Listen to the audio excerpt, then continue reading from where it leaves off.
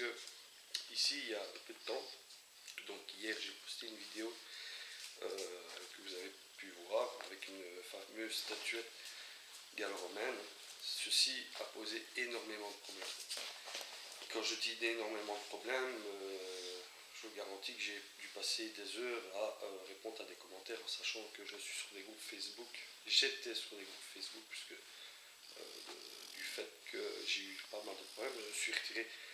Je ne l'ai pas fait pour moi personnellement, je l'ai fait pour les administrateurs qui risquaient de se faire taper sur les doigts. Donc sur cette vidéo, je montre une statuette, bien sûr gallo-romaine, donc une pièce unique qui doit normalement se retrouver dans un musée. Mais nous ne pouvons pas, malheureusement aujourd'hui, nous permettre de divulguer des informations au cercle archéologique sous peine d'avoir des gros soucis. Et je ne raconte pas des bêtises, nous allons prendre l'histoire du trésor de Bouc qui s'est passé en France où ces personnes-là ont eu d'énormes soucis et puis qui a quand même été revendu, je le cite, revendu aux enchères. Donc ça fait partie du patrimoine, mais ça a été quand même revendu aux enchères. Hein, deux poids, deux mesures, les amis, dans certaines situations. Je trouve ça bien dommage. Après, on parle de patrimoine, ça c'est autre chose. Voilà, c'est pour éviter d'avoir des problèmes que beaucoup de gens aujourd'hui actuellement se cachent. Je trouve ça bien dommage parce qu'il y a des belles choses il ne faut pas prendre les archéologues pour des idiots, qui sont cachés et ils savent très bien ce qu'on peut trouver. Hein, on est tous d'accord. Moi, le monde de l'hypocrisie, c'est pas pour moi. Moi, je vous montre ce que je peux trouver. Ce jour-là, on a trouvé une statuette et à côté de ça, si vous avez pu le constater, si pour certains où on verre les yeux, je n'ai fait que des savonnettes. Aujourd'hui, je me filme à tête découverte parce que voilà, je n'ai rien à me reprocher par rapport à cette situation. Pour les gens qui, en fait, le côté hypocrite, c'est surtout à partir où on poste du médiéval, tout le monde est content. On poste une boucle, tout le monde est content. Ah super, belle trouvaille. À partir où on rentre dans le domaine de l'antique, ouf, ça y est, tu es un pilleur, tu es sur le site archéologique, et les mots d'oiseaux et j'en passe. Il faut arrêter d'être hypocrite à ce point-là. Hein, parce que si on prend du médiéval, ça reste toujours dans un contexte archéologique. Ce que je veux dire par là, c'est que quand on passe une certaine date, c'est archéologique. Donc on est, on va dire, entre guillemets, pour la loi, hors la loi déjà. Mais là, tout le monde félicite tout le monde et tout le monde est content. C'est un peu bizarre comme situation. Pour les questions que beaucoup de gens se posent, pourquoi pas déclarer? J'en reviens à ce que je viens de dire là tout de suite, sous peine d'avoir des problèmes. J'ai mon ami en question, Eti, qui n'est pas une personne contraire, qui voudrait bien, et là j'en reviens, je vais vous montrer un peu ce qui a été dit, parce que on va dire que je suis un vrai Colombo, mais je suis comme ça. Donc j'ai eu mon ami au téléphone, et on a discuté de la situation, parce que du fait que je suis parti de mon forum, que ça faisait 11 ans que j'étais, des groupes Facebook, les gens ont commencé à me sonner, à m'envoyer des SMS. Donc, en tout cas, je voulais remercier toutes ces personnes qui me soutiennent. Voilà. Mais je vais vous faire écouter un peu un passage. Donc, et vous dites des administrateurs. Voilà, attendez. On te dit, monsieur, on veut savoir où vous habitez, savoir ce que. Je veux dire, je serai un peu grand. Voilà. J'ai personne, Attendez, vous allez entendre un peu, comment je vais dire, la conversation, un bout de conversation que j'ai eu avec mon ami qui a fait la statuette.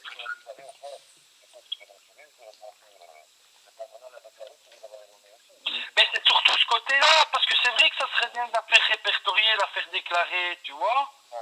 Mais le problème, c'est savoir si quoi, à côté, il risque d'avoir des merdes, des problèmes, c'est ça le pire. C'est juste là le problème, parce que même là, je veux dire, je serais un des premiers à dire, tiens, il faudrait peut-être la faire recenser, tu vois, parce que c'est quand même une pièce unique de musée, ça, hein, tu vois, ce que tu as, c'est une pièce de musée. Et voilà, c'est quoi derrière après? Qu'est-ce qui se passe? On te dit, monsieur, on veut savoir où vous habitez, savoir ce que vous avez chez vous. Voilà, pour avoir des emmerdes. Si maintenant on te dit, ouais, ben écoutez, ben l'objet, on va l'analyser, on va le mettre dans un musée, mais vous inquiétez pas, on mettra voilà. Ben ouais, ben écoute, qu'elle soit chez moi ou qu'elle soit dans un musée, pour moi, hein, je parle personnellement, ça change rien. Je vais crever, mes enfants, ils vont peut-être faire quoi? Les jeter, les revendre? Ben non, moi je préfère qu'ils soient dans un musée dans ce cas-là. C'est quand même des histoires d'objets du passé qui ont une histoire. Mais bon, je veux faire. J'ai Dior qui m'a déjà sonné, maintenant toi. Et j'ai vu des messages, mais ici je te dis, j'étais occupé avec Dior. Puis je vais terminer parce que j'attends pour vendre un bureau à l'autre maison. Et puis, ouais. Voilà, les gens, voilà, ils doivent comprendre que les forums et tout ça, c'est du lourd, question morale, quoi. C'est déprimant.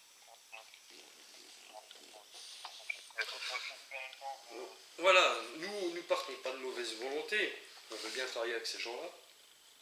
Surtout, et je répète, vous l'avez entendu, que ça soit dans ma vitrine ou que ça soit dans un musée, je préfère sincèrement que ça soit dans un musée.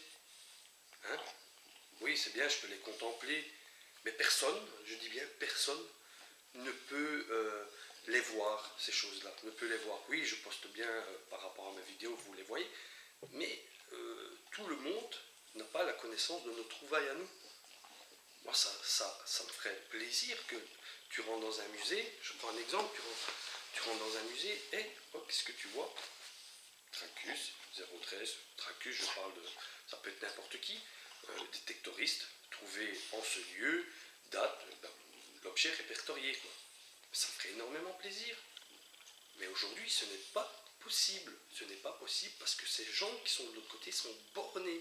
Ils ne comprennent pas qu'est-ce qu'ils perdent, quoi. Ils perdent déjà des nouveaux terrains de jeu.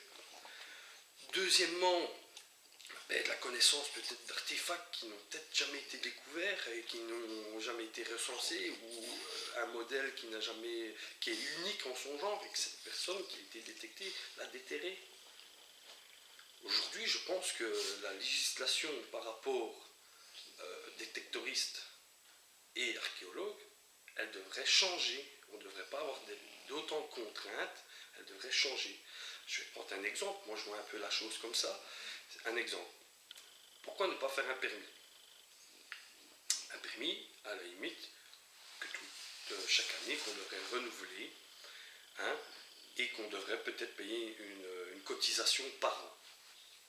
Les gens ont dit, oh, et moi, payer pour la détection, non merci. Mais il faut voir la chose autrement. Les fonds que nous, on contribuerait à payer chaque année, serviraient pour le patrimoine.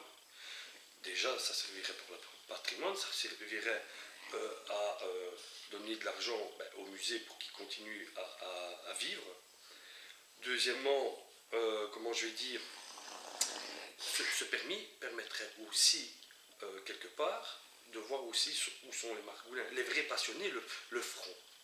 Moi, en tout cas, si demain on me dit, écoute, on te donne un permis, à partir de là, tu peux détecter. Bien sûr, un peu comme en Angleterre, tu trouves quelque chose de conséquent. Et encore, je vais aller plus loin, parce qu'en Flandre, il y a encore un autre système. Donc en Belgique, c'est flamand, Wallonie. Mais ça permettrait que ceux qui ne sont pas passionnés ne prendraient même pas la peine de prendre ce permis. Mais avec ce permis, il faudrait suivre une petite formation. Une formation qui te fait un peu connaître l'archéologie, avoir les bonnes méthodes de manipulation. Je sais que même certains ne le feront peut-être pas, hein, mais au moins avoir des bases, d'avoir un comportement correct par rapport à ce qu'on trouve en terre. Hein. Celui-là qui a bien sûr pas son permis, hop, amende. Mais l'amende, c'est l'argent dans la caisse du patrimoine. Il faut qu'il sache aussi que nous sommes quelque part pratiquement tous les jours sur le terrain. Donc les terres, et bien sûr on trouve des terrains de jeu où c'est prometteur. Aujourd'hui, divulguer ce genre d'informations, on va se faire taper sur les doigts. Hein, on va déjà directement être catalogué. Donc, j'en reviens qu'ils ont tout à gagner à travailler avec nous. Donc, du côté archéologique comme du côté prospecteur. Maintenant, aussi, comment je vais dire, excusez-moi, c'est parce que j'ai ma fille qui vient de rentrer. Donc, ce que je veux dire, c'est qu'il y a moyen de trouver des formules. Hein, je reviens à ce que je disais, on sonde les terrains, et grâce à ça, ils pourraient découvrir de nouvelles zones. Ça leur permettrait aussi financièrement de ne plus dépenser de l'argent à faire des recherches, puisque nous, on pourrait leur donner, je suis sûr le nombre d'informations que nous, prospecteurs, on peut leur fournir, et les nouvelles découvertes qu'ils pourraient faire. Franchement, ils seraient qu'enrichis par rapport à la collaboration entre nous, archéologues et prospecteurs. Mais voilà, je ne sais pas pourquoi aujourd'hui ça bloque. Dans quel sens? De toute façon, des margoulins, il y en a partout. Il y en a partout. On va prendre la chasse, il y a les braconneurs, la pêche, c'est la même chose. Il y en a qui vont aller pêcher sans permis dans les rivières et qui vont faire du braconnage. Vous avez, comment je vais dire, dans plein de secteurs de passion, c'est comme ça. Donc, ça, on ne sait rien y faire. Mais voilà, il faut que les mentalités elles changent. Et il faut aussi que vous vous battez, les amis. Moi, avec toutes ces histoires-là, je vous garantis, je vais essayer de monter un dossier en béton. Je vais essayer d'aller voir des gens assez bien placés pour que ça change. Nous, en Flandre, je prends l'exemple, en Flandre, vous avez, comment on va dire, une licence. C'est comme un permis. Cette licence, en fait, est fournie après avoir été vous présenter en disant, voilà, je suis détectoriste, vous avez une petite formation à suivre. Savoir que ça fonctionne, qu'après vous avez une carte avec un numéro, donc un peu un numéro de matricule, et ce numéro-là, au moins ils savent vous retrouver. Ils ne savent pas pourquoi, parce que une fois que vous faites de la prospection, vous devez réunir vos objets dans, je sais pas moi, dans un sac ou une boîte. La boîte doit être datée, doit dire où vous avez trouvé tous ces objets. Donc voilà, vous ne pouvez pas prendre ces objets et les mettre en vitrine et les disperser un peu n'importe où, parce que l'eau, ils ne pourraient pas s'y retrouver quelque part. Mais bon, c'est comme je dis, c'est pour que après ça se retrouve dans un musée, c'est pas plus mal. Moi, à la limite, que ce soit dans une boîte et où j'ai marqué le nom du lieu, la date et tout ça avec ce que j'ai trouvé sur un papier, pour qu'un jour, parce que c'est comme ça que ça se passe, ils viennent et ils disent on peut voir vos objets. Tu présentes les boîtes, eux font une analyse, ce qu'ils leur trouvent intéressant, ils le reprennent, ils ont sur le papier le lieu de vos trouvailles, et à partir de là, s'ils trouvent que les trouvailles sont intéressantes, ça veut dire qu'à cet endroit-là, il y a quelque chose à aller fouiller. Donc c'est déjà, je veux dire, du côté flamand, c'est déjà un bon pas. Hein. On avance. Côté Wallonie, c'est un peu comme dans la France. Laisse tomber, il ne faut même pas parler de détection. Voilà, t'es catalogué direct, un pilleur, t'es ci, t'es là. Hein. Bon, il n'y a même pas besoin des fois de passer par les archéologues pour se faire traiter de pilleur. Je l'ai encore vécu aujourd'hui et hier. Donc, voilà, il y a moyen de travailler ensemble et il y a moyen de faire des choses correctes. Et que tout le monde y gagne dans l'histoire. Après, est-ce que c'est un manque de volonté? Qu'est-ce qui se trame que ça bloque? Je ne sais pas. Pour en revenir aussi à autre chose, c'est que je trouve complètement, excusez-moi, j'emploie ce terme, dégueulasse, c'est que en France, même un objet que maintenant tu trouves dans ton jardin appartient au patrimoine. Et les amis, il faut se réveiller. Le patrimoine, c'est à vos ancêtres. Ça n'appartient pas à l'État. Hein? Les choses que vous trouvez, c'est un exemple, hein, je rigole là-dessus, mais peut appartenir à un de vos anciens parents et tout ça. Hein? Ça vous appartient, c'est votre héritage. Hein? cet héritage, je le conçois qu'il soit dans un musée, que les gens peuvent le contempler et le voir derrière une vitrine. Et je trouve ça normal, et encore, il faut le reconnaître, nos amis archéologues ont plus les moyens de faire une restauration correcte sur tout objet. Nous, on va dire, on se débrouille avec ce qu'on a sous la main pour dire de rendre une deuxième vie à toutes ces choses qu'on découvre. Et j'en reviens que c'est aussi dans l'intérêt qu'on puisse travailler ensemble pour aussi rendre nos objets et qu'ils puissent travailler et les restaurer plus correctement. Parce qu'il faut être d'accord, on n'est pas des professionnels de la restauration. Il ne faut pas se voiler la face, c'est comme ça. On se débrouille. Il y a quand même malgré tout de beaux résultats quand je vois des photos de trouvailles. Mais nous ne restons pas des professionnels dans le domaine. Il faut leur laisser cette qualité. Donc, voilà, c'est une histoire qui m'a encore bien chauffé, parce que bon, ça fait 11 ans que je détecte. C'est 11 années, pardon, c'est toujours la même chose. Tu sors une belle trouvaille, ça y est, c'est l'apocalypse, c'est la fin du monde. Tu donnes du vent au moulin à tes détracteurs, on va encore venir dire qu'on est des pilleurs, mais vous inquiétez pas les amis, il n'y a vraiment pas besoin de ça pour avoir ce nom vis-à-vis de leur côté. Ils ne sont pas des idiots, ils savent très bien ce qu'on peut sortir, et il ne faut pas commencer à se cacher. Pourquoi se cacher? Je ne vois pas l'intérêt de se cacher. C'est pour faire des forums, pour faire des groupes, pour aller poster une savonnette qui n'est même pas descriptible, et de ne pas savoir lire quoi que ce soit sur cette monnaie ou même l'objet qui est complètement lessivé, je ne vois pas l'intérêt des forums. Et comme il y en a certains que j'ai pu entendre, ouais mais les administrateurs des groupes s'enrichissent grâce à ces genres de trouvailles qu'on publie. Et quoi? Tu vas faire un forum, tu vas faire un groupe Facebook, peu importe, pour aller poster une savonnette, une douille de chasse ou une cartouche de fusil. Je vois pas le délire, quoi.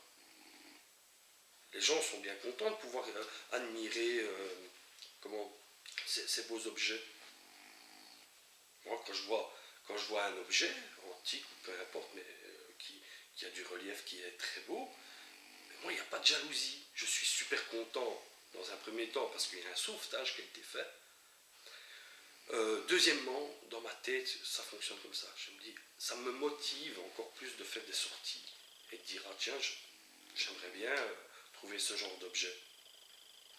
Et j'en reviens, je préférais voir cet objet dans un musée. Et je ne le dis pas comme faux cul, c'est dans ma mentalité. Je suis comme ça, que ce soit dans ma chambre, dans une vitrine, ou peu importe. Ou dans un musée, je préfère que ça soit dans un musée. Le jour que je vais décéder, mes enfants, qu'est-ce qu'ils vont faire? Ce n'est pas des passionnés d'histoire ou de détection. Qu'est-ce qu'ils vont faire? Ils vont prendre l'objet, eux, qu'est-ce qu'ils vont voir? Un tas d'objets. Oh, bah tiens, regarde, ça vaut autant. C'est soit de vendu ou c'est soit de jeté. Oh, mon père me faisait chier avec ces trucs, je jette. Et quoi? Et je ne vais pas les prendre avec moi dans ma tombe. Ça va servir à rien. Ça aussi, il faut le comprendre. Donc je préfère qu'ils soient bien à l'abri. De toute façon, le jour de ma mort, ma famille est bien au courant de ce qu'ils doivent faire avec mes objets. Et je leur ai bien dit, le jour que je décède, ma volonté par rapport à ma passion, c'est que tout objet, qu'après ils en font ce qu'ils veulent, ils les prennent, ils les jettent à la poubelle. Mais moi, je veux que c'est parti dans un musée. Voilà. Je dis, tu vas dans tel musée, tu prends tout, voilà. Tu leur donnes, tu leur expliques que j'étais détectoriste, que voilà, ma dernière volonté, que ça se retrouve dans un musée. Je ne veux pas que mes objets que j'ai déterrés soient perdus à tout jamais. Si je m'amuse tous les jours à les détecter et faire un sauvetage, c'est sûrement pas pour les perdre et ni les vendre. Mais c'est pour ceux qui les vendent, c'est leur problème, ils font ce qu'ils veulent, mais c'est perdu à tout jamais. Parce que c'est des trucs qui vont peut-être partir dans des autres pays qui n'ont plus rien à voir avec le contexte du pays d'origine. Après, ils font ce qu'ils veulent, ces gens-là. Mais des margoulins, il y en aura toujours. Vous croyez-moi bien, vous faites ce que vous voulez dans n'importe quel secteur, des margoulins, il y en aura toujours. Voilà. Donc, j'ai fait cette vidéo pour m'expliquer un peu, de voir comment moi je vois les choses. Mais arrêtons de faire les hypocrites et de nous cacher ou quoi que ce soit. Ça sert strictement à rien. Non. Au lieu de ça, ce que vous pourrez faire pour dépenser votre énergie, préparez des dossiers, et je sais qu'il y a déjà des organisations qui le font, mais battez-vous. Au lieu d'aller faire des manifestations pour des portes de foulard ou pour chic ou pour des conneries, faites des manifestations pour faire valoir vos droits. Hein. Prenez une fois tous contacts, tous détectoristes confondus, et allons dans les rues un peu nous faire entendre et dire qu'ils changent un peu leur vision des choses par rapport à nous. Nous, c'est une passion. C'est une passion. Moi, j'adore la détection. Je n'ai pas eu l'occasion, parce que j'avais pas des parents qui avaient les moyens financiers, mais l'histoire m'a toujours, depuis que je suis petit, les histoires de pirates, de trésors cachés, les Templiers, les batailles, ça a toujours été un truc qui m'a toujours attiré.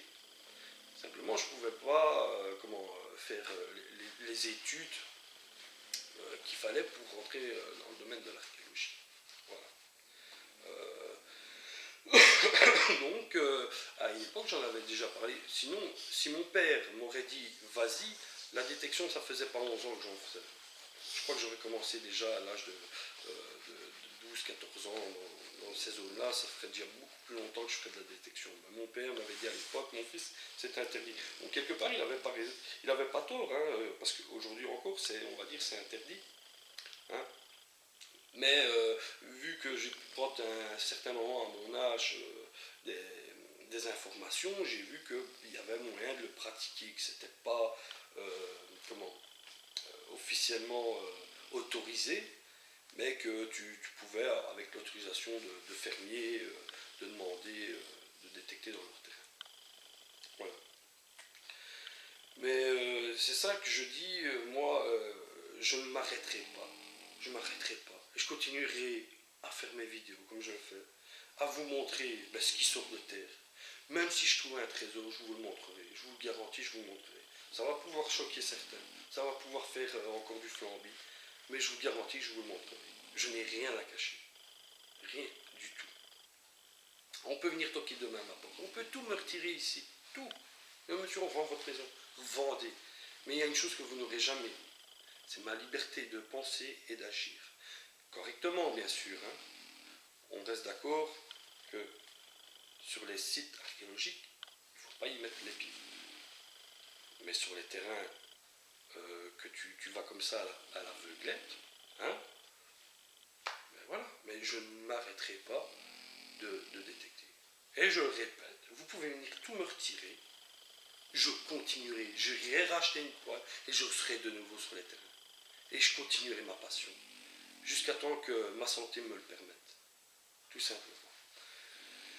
Voilà, je crois que j'ai fait un peu le tour de ce que je voulais vous dire.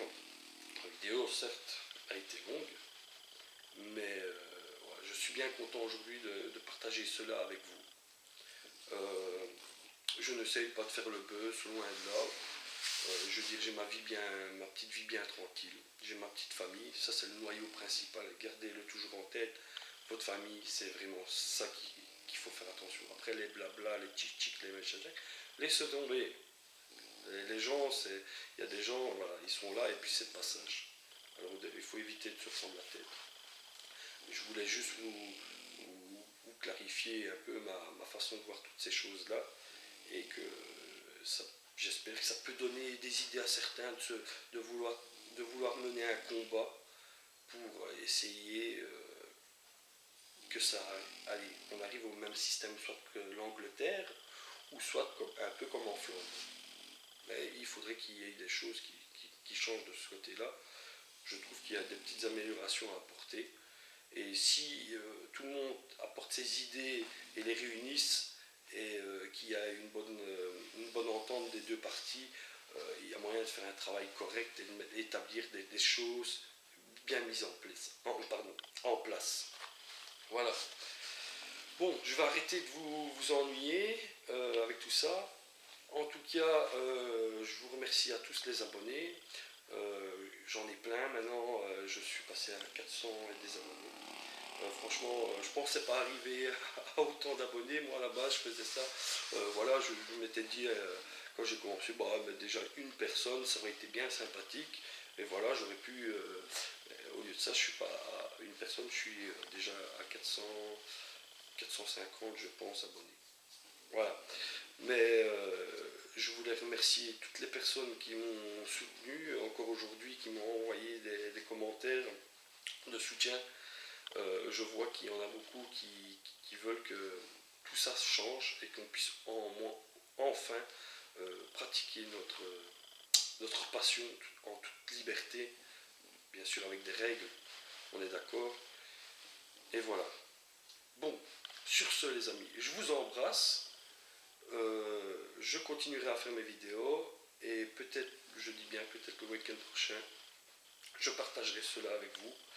Et espérons tomber sur des oreilles justes, espérons tomber sur un trésor et bien d'autres belles choses pour que vous puissiez les voir. Et j'espère que ça pourra un jour se retrouver dans un musée et qu'il n'y aura pas que des abonnés sur YouTube qui pourront les contempler, mais d'autres personnes avec leur famille et tout ça. Allez, sur ce, je vous dis tchuss et à plus tard.